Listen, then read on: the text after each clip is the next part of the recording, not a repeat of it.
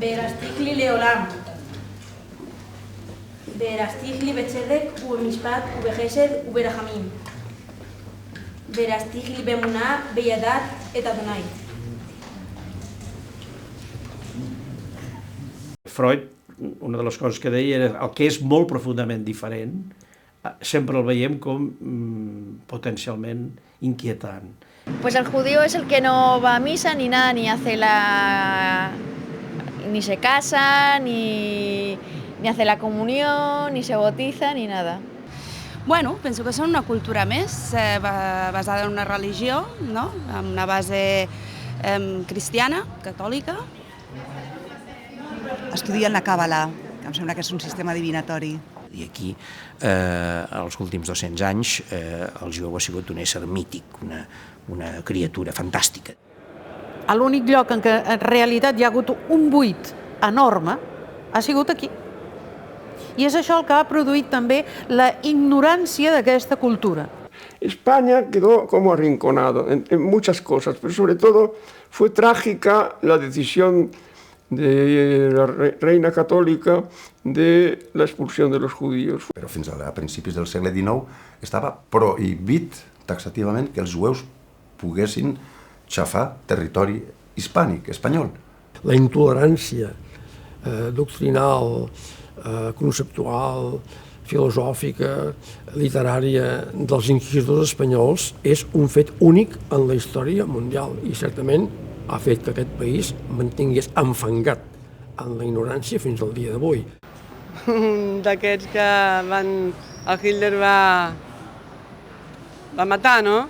Que no hi ha una experiència directa de la judaïtat. I per tant aquesta experiència directa és substituïda per l'arquetip.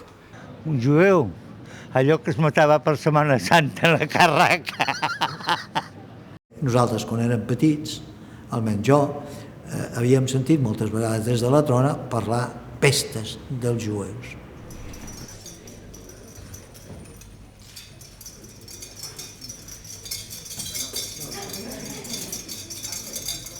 Es bastante triste decir que mi hijo no puede ir con la kipá por la calle. Cuando salgo de la sinagoga, por ejemplo, la gente de seguridad me dice: oye, quítate la kipá, para que no piensen que sea judío y no pueda pasar nada. Es decir, que sí que saben que hay un miedo. Ser antisemita después de Auschwitz está feo.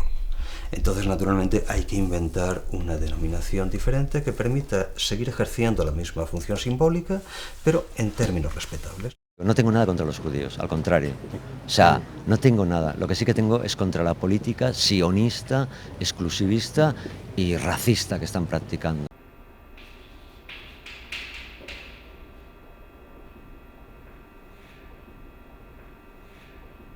El silencio absoluto por parte de los medios informativos aquí en España era insostenible y había que romper ese silencio.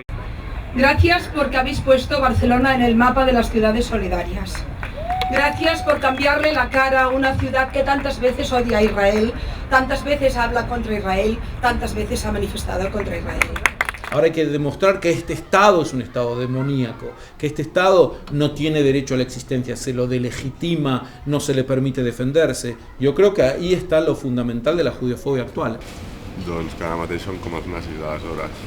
Sí? Sí, penso que sí, que estan fent el que els van fer amb ells ara.